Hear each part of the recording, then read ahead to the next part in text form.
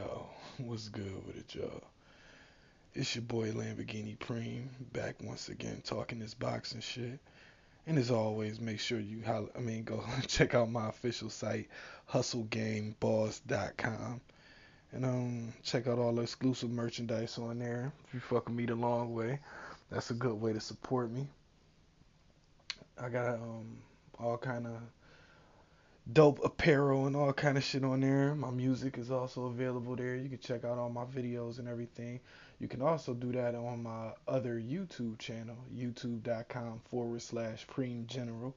Make sure you subscribe to that too. It's a lot of dope shit over there. But this video in particular, man, I had to make it. So let's go on and get to it, man. This video is regarding the ongoing issue between Terrance Crawford and my man Errol the True Spence Jr. Along with, because it's tethered to this, like everything is intertwined, like they all together in this situation. Also PBC versus Top Rank and all the fuckery that comes with that. Now let me say this off top. I'm a Terrance Crawford fan. I love Terrance Crawford. And I also want to say this and make this very clear before I even say anything else. I believe Terrance Crawford. When he talking that shit that he talking about, how he gonna stretch Errol and all this shit, I believe that he believes that. No doubt in my mind. I don't think it's no bitching bud at all whatsoever. I want to make that clear. You know what I'm saying? So that the shit that I say subsequently is not twisted in any way, shape, or form. Bud is one of my favorite fighters. I think he top 5 pound for pound right now. He's a bad motherfucker. He's the last motherfucker to unify. And I just got a lot of deep respect for him. And just on a personal level, just on some G shit, I like the way that he moves. You know what I'm saying? I like the things that he does outside of the ring. You know what I'm saying? A lot of just the way that he carries himself. He carries himself like not only a humble guy, which is to me really not that important, but because I don't feel like you need to be humble. I feel like if you earn whatever it is you bragging about, go on and brag, nigga. Fuck it, you earned it. You know what I mean? You put in that blood, sweat, and tears. You can go on and brag. If you ask me, I don't give a fuck. But outside of that, I just really, really like the way that he carries himself. You know what I'm saying? He could be super cocky, but he not. You know what I'm saying? He could be, one of them rah-rah dudes, because he is a tough motherfucker. He's actually a tough guy. So he could carry himself like he's a tough guy if he so chose, but he doesn't. You know what I'm saying? That's something I deeply respect about him. Same thing with Errol Spence. You know what I mean? But Errol Spence ain't the issue right now. The issue is Bud Crawford. This is the bottom line. No matter how you slice the bread, it's going to be the same sandwich. Straight like this. Bud Crawford should not have signed to Top Rank if he was serious about fighting PBC fighters. Period. I'm not saying, you know what? I'll take that back. I'm not going to say that he shouldn't have signed with Top Rank. I feel like he should have made some provisions in his contract that allows him to be able to fight these guys from the PBC, or to make it mandatory that he has to fight at least the top guy. You know what I'm saying? Because it's not necessary for him to fight every PBC guy, but the top guys. You know what I'm saying? And from what I hear, I don't got no inside information, so I don't know, but those weren't included in his contract. From what I'm told, he got the same contract that you normally would get. He just made a shitload of money with it, which I cannot begrudge him at all. You know what I'm saying? He feel like that's his better. He feel like that's the best way for him to get to the money. Then so be it. You know what I'm saying? He's a grown man. He know his situation better than I do. But if you're really trying to fight these PBC guys, you know that when you re-sign with Top Rank, it's gonna be a lot of fucking shit, obstacles placed in your path before you able to get there. It's gonna be a lot of fuckery going on. We just saw this whole thing happen with Floyd and Pacquiao. You know what I'm saying? Floyd left Aaron. After that, Aaron really wasn't fucking with Floyd as far as working with him like that. You know what I'm saying? It took for guys to be on either one-off deals or just recently out of their top ranked deal, and then able to fight and then going and get signed again like Cotto did. You know what I'm saying? A lot of different guys. Now Bob knows, he's willing to work with Al Heyman, but from what I see, if it doesn't benefit him a lot, It's not gonna happen. So that's why personally I'm not too optimistic about seeing. I do believe Terrance Crawford and Errol Spence will fight. I believe that's on the horizon. I don't know about 2020 after the car accident.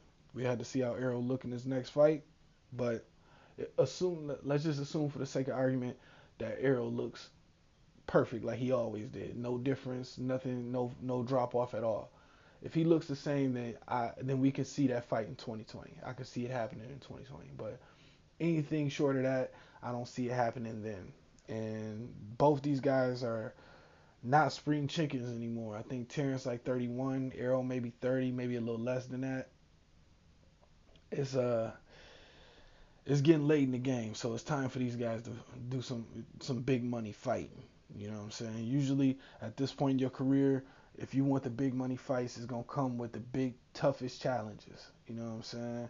Everybody can't be, Oscar De La Hoya or guys like that, where towards the end of their career, well, even them though, even them. Let me take that back. Let me take that back, because even towards the end of their career, they had to fight some real guys. You know what I'm saying? De La Hoya last two fights, Floyd and Manny. You know what I'm saying? That's the pinnacle of the sport. Don't get no higher than that. So let me not even say that about my man De La Hoya, man. Let me not even go there. I gotta give him his respect, because De La Hoya do got a hell of a resume, regardless of what you want to say. Because personally, I believe Pernell Whitaker beat him. I believe Ike Corte beat him.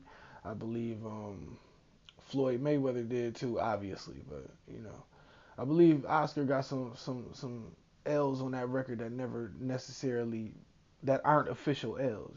So, but I do respect Oscar record. I think he's an all-time great fighter. You know what I'm saying? I do got a lot of respect for him inside the ring, no doubt.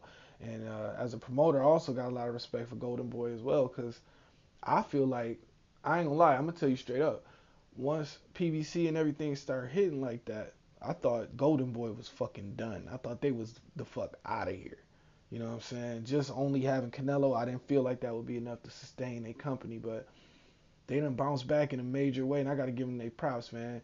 They done picked up Ryan Garcia, they done picked up Franchon Cruz, they done picked up just a lot of good fighters that's gonna bring them some eyeballs, some attention, that's gonna keep them in the game. And it was I gotta respect Oscar Gangster there. Him and that other dude, I can't remember his name right now, but the head of Golden Boy, I like that guy. These dudes is doing a good job over there. I gotta respect their gangster as far as that go. I don't really particularly care for Oscar too much personally, but I don't know the guy, so I can't hate on him. You know what I mean? But from what I know of him, he's not a guy that personally I would be hanging with like that. You know what I mean? But shit, it is what it is. You never know. You never know. People public persona in their real life totally different. You know what I mean? Oscar might fuck around, be cool in the motherfucking fan. You know what I mean? I don't know, but he might fuck around, be cool in the motherfucking fan, man. Actually, nah. I think I could stand on the fact that I'm good. I wouldn't be over there. It's just nah. I'm good, man. I'm good. I'm good. I had to think about that shit for a minute. I'm like, wait, what? And then you're like, oh yeah, nah, I'm good, bro. I'm good over here. Anyway, but as a promotional company, Golden Boy is they did they have done a great job of what they have right now. You know what I'm saying? Trying to make a dollar out of 15 cents over there. You know what I mean? PBC is still the best show in town right now, and I believe it's gonna stay that way probably in the perpetuity, or until something else happened in the boxing game. But I don't see that coming down the pipe no time soon. So as it stands right now, and probably for the foreseeable future, PBC is gonna be the best show in town. But right now, like I was saying with the Bud Crawford shit, he should not have signed with Top Rank again. He should have signed with the PBC, fought all the guys that he wanted to fight, and then signed right back to Top Rank. If you so comfortable over there, you know what I'm saying? It's a reason why he re-signed. Obviously, he liked what's going on in some way, shape, or form. But even still, you just got to look at this shit like just just like from an obvious standpoint, at least from the outside looking in, it looks to me like the second that you chose to sign, that Buds chose to sign the top rank, was the second that he got not necessarily froze out of the PBC, but things. It's like, okay, Bob Arum is accustomed to doing. This is what it seems like from the outside looking in, because again, I don't have any inside information, but Bob Arum seems like the kind of guy who, the way he does business, he wants it not only in house, but he also wants it to benefit him the most, which is what you're supposed to do in business. That's why I don't hate on Bob. But if you know that that's how that's gonna go, you know that 9 times out of 10, the way that Bob likes to conduct his business is not gonna be conducive to getting a fight over on the PBC, because those guys are not willing to give up those concessions because they don't have to. They can fight guys who not necessarily even as big a challenge as Terrence Crawford, make way more money and not have to deal with the logistics that come with dealing with a top rank. You know what I'm saying? And of course, that's the same way the other way around when it comes to top rank. Of course, same thing. If they got an in-house fight, it's way easier for them to handle and make and everything than it would be for them to reach out and mess with Al Heyman. So knowing this, if I'm Bud Crawford, I would say to myself, look, I want to fight a Sean Porter. I want to fight a Errol Spence. And I know I can beat these guys. This is we operating right now from the mind of Terrance Crawford. He thinks he can beat these guys. So it's like shit, it really ain't no risk. So in my opinion, he should have just signed to the PBC, even if it's just a 1 fight deal, 1 or 2 fight deal, something like that. They're going to guarantee you get a shot against Errol Spence, guarantee you a shot against Danny Garcia, guarantee you a shot against Sean Porter. You know what I'm saying? Any of those guys would do wonder for Bud's career right now, because as it stands, man, there's really nobody over in top rank for him to fight at welter. You know what I'm saying? And I don't want to see the man move up now. Like, it's not before he fights Spence. So, I just feel like him re-signing the top rank is what gummed up the gears in this shit more than anything else. You know what I'm saying? Because I understand that Al Heyman and the PBC guys are getting the bulk of the blame here. I get it. It's not that serious, but I look at it like this, man. Let's be pragmatic about it. If let's say I'm Danny Garcia. Everything I'm saying is hypothetical, of course. But let's say I'm Danny Garcia, and right now he's scheduled to fight Ivan Red Cash. And let's say he's getting paid $6 million to fight Ivan Red Cash. And then Top Rank comes with an offer to fight Bud Crawford for $5 million. If I'm Danny Garcia, I don't take that. It's a no-brainer. Even though the prestige is exponentially higher fighting, even just fighting a guy like Bud Crawford, you're going to get more prestige, more respect, etc., etc. But the money is so low as compared to the risk that it's definitely not worth it. And you're already getting paid a certain level. Like, you already making money on a certain level. You're not finna go backwards. Like, for what? Why would you do that? Why would you go backwards financially for any reason? If you're a boxer, the name of the game, this is prize fighting. And the name of the game is to make this bread. You know what I'm saying? Of course, being a champion and having your rankings and all these things, because it is a sport, that is very important as well. But the money supersedes all that shit. So if I'm a guy like Danny Garcia or any of the PBC fighters, and that's the case, man, why would I do it? You know what I mean? And then if you Bud Crawford, you gotta understand that. You gotta understand that. You can't look at it and say, oh, well, you know what I mean, these dudes pussy or whatever, you know what I mean, because they don't want to fight. It's not that. It's like, yo, look, my incentive to do this, like, if you get a bigger check for doing less work, you're going to take that job over the other job where you're going to get less of a check to do more work. Like, it just doesn't make any sense. That's anybody on earth. Anybody on earth who has a job or had a job or ever worked in their life doing anything whatsoever knows that if you're getting paid a certain amount to do this job and then someone else offers you more money to do less work, you're going to take that. And it's not going to be easy for that previous job to get you back if they're not offering money that's comparable or incentives that are comparable.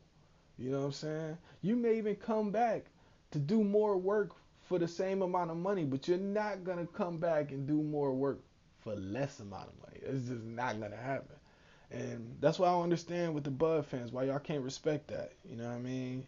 Because look, this is a business. These people got families, and each fight could be their last one.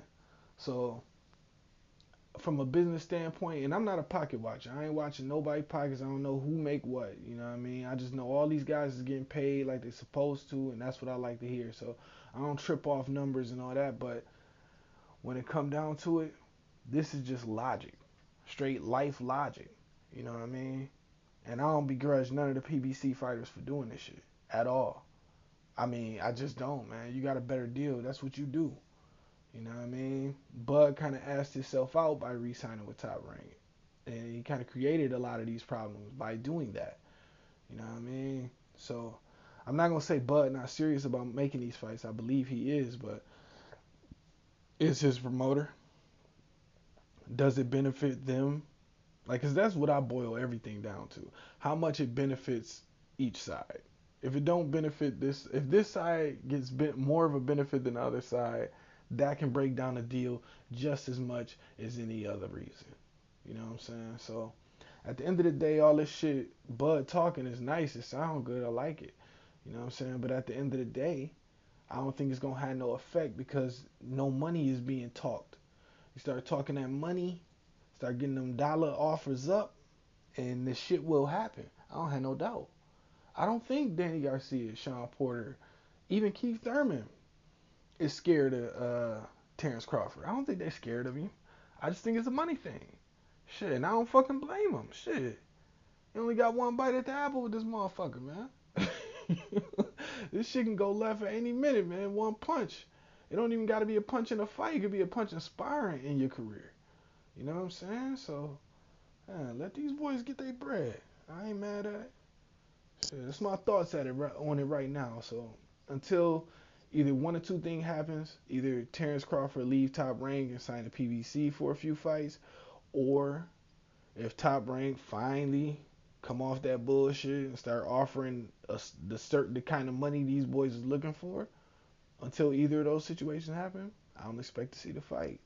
And this is all assuming that E. Spence is okay. You know what I'm saying? But even taking him out of the equation, you still got Danny Garcia, still got Sean Porter, still got Keith Thurman, still even got Manny Pacquiao. There's a bunch of dudes on the table, man. It's just tell them boys at Top Rank to come up with that cash, man. Shit will happen. So, and I believe eventually it will. Because at the end of the day, everybody's going to run out of people to fight. And the public's not going to want to watch any other fight other than that fight. So, you know, eventually they're going to get forced into it. But assuming they don't, that's what I think it would take to make it happen. So with that being said, man, I'm out this bitch. I'm on to the next one. I'm going to holla at y'all. 100.